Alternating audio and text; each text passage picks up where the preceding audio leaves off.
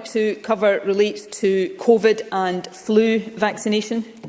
In December, flu vaccination was paused for some groups to allow priority to be given to the delivery of COVID booster jags. However, flu vaccinations have now resumed for higher risk groups, for example the over 65s.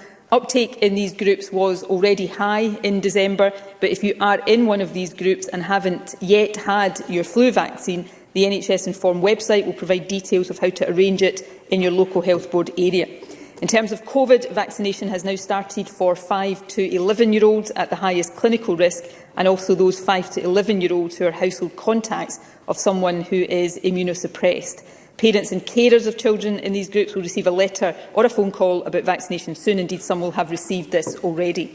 Thank you, Presiding Officer. As we return to a much greater degree of normality in our lives, thoughts inevitably turn to the longer term. And in that regard, can the First Minister advise as to where matters stand on the possibility of a fourth COVID vaccine dose being required, and also as regards the potential need for annual COVID immunisation?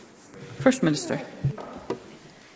We continue to follow JCVI advice. I would take the opportunity to thank the JCVI for all the advice that they have given us so far. It has evolved in line with evolving understanding of the virus, and the considerations of the JCVI about how vaccination can help to reduce, in particular, serious illness and hospitalisation will continue to be guided by the JCVI in future, but I very much hope that we will see further recommendations coming from it that will allow us to extend even further the scope and the coverage of the vaccination programme, including to more people in the 5 to 11 age group. The scope and the coverage of the vaccination programme, including to more people in the 5 to 11 age group.